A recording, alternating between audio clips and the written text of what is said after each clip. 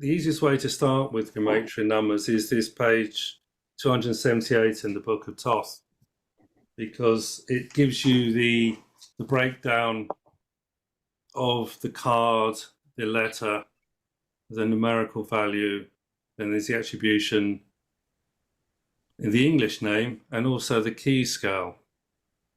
So you start with the naught with the 4, but actually if you look at that naught, it looks more like an O than a naught as well. Okay, so there, of course, there isn't a Roman number 0. It doesn't exist. So they've kind of put that in there. And then the next number is 1 for the Magus, number 2 and number 3. And we have the Hebrew letters there that go with it. And then there's also the number of values of those letters. So it's well worth memorizing these things if you can. So the 4 can be 1, can be 0 or 1. And it can also have the key scale of 11 as well that's in there too. So in 61, it's a lot about 0 and 1 as well. Now, the other thing about 0 and 1 in the Book of Thoth is that it also basically means the penis and the vagina. Vagina and the penis. That's the way around, isn't it? Yes, 0 and, you know, it's pretty obvious what the 0 and 1 looks like. So he's, in Liber 61, he's actually playing around with the fall as being 1, because the Magus is also 1 as well. So there's always this kind of ambiguity and duality between the numbers 1 and 0 and the cards, the fall and the Magus. So if you understand fundamentally that's what's going on, it's going to help with the next things. So I mean, as you know, in gematria, I'm sure that the letters have a number, and when you add up the values of the letters in a word, you get a certain number which you can use.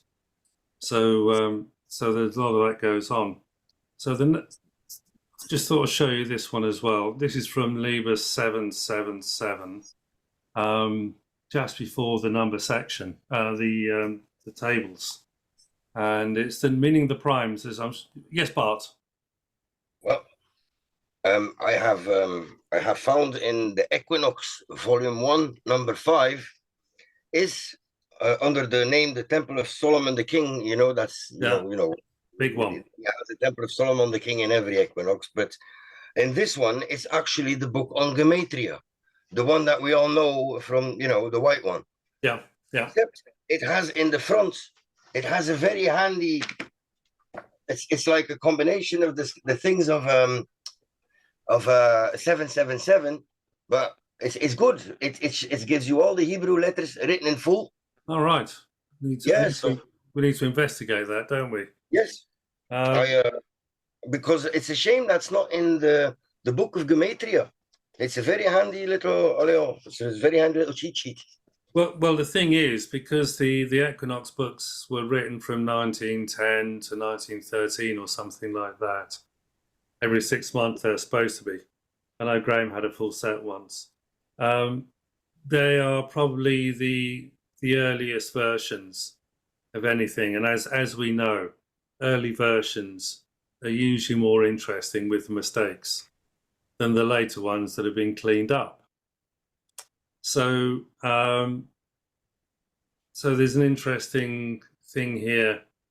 So this is the list of the primes from 11 to 97, and if you could look towards the bottom where it says 73, I've written. So this is, and the thing about the prime is it can only be, the product of a prime can only be number 1 and itself. So it's a kind of unique number. So they're well worth looking through at some point as well, as far as numbers are concerned. So have we got any questions on that? There's tons of questions, but no, we're okay with that. What does 61 signify on there? I can't quite read it. 61, the negative conceiving. Oh yes, 61. There we go.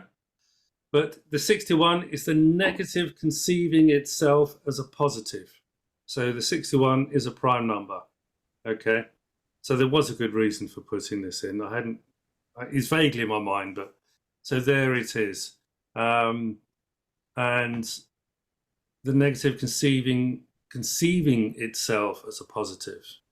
So, you know, you can have a conception, can't you, in terms of a birth or getting pregnant and things, and it's also to actually perceive or something like that. He's probably using both of those. But this is a self-generated thing that's going on here. So the negative is probably going to be feminine, the positive is going to be masculine. So it's the feminine conceiving of itself in a positive thing. So, and the one next after that, number 67, is the womb of the mother containing the twins. So the twins would be the positive and the negative in there as well. They can be the lovers or the brothers that's going on there too. So there's a lot of sex magic in this whole sort of sequence. You know what's Prime also a numbers. bit funny? Well, number 17, that's tarot card 17 is the star, and that's a glyph of femininity normally. Eh? But here it's the masculine. And here is the masculine number 17. Yes, the Trinity of Aleph, Vau, and Yod, AVY, which is a form of IAO as well.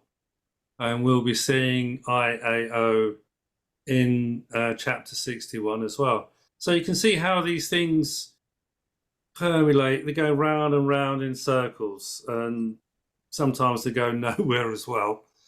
But you have to, you know, just work through these things. And that's what Crowley's done in all of these things. He's using the shape of the letters in English as well as in Hebrew to express things at the same time.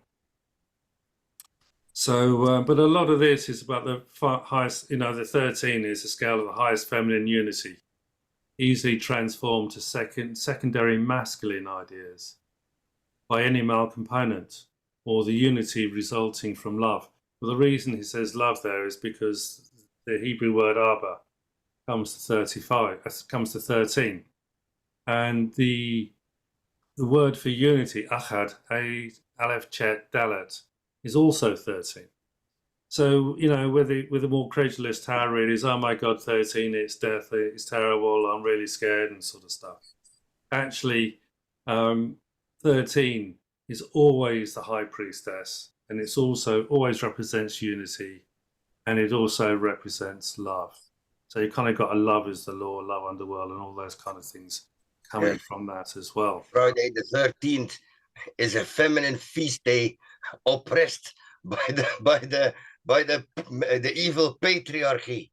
Oh well, you got some brownie points there from the pagans, I think.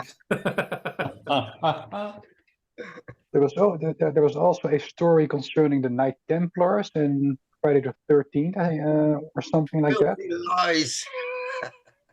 Yeah, Crowley writes about that, doesn't he? I think in the death card, he makes the point that it couldn't have been the first time there are 13 people sitting around the table, because Jesus plus the apostles would give you 13.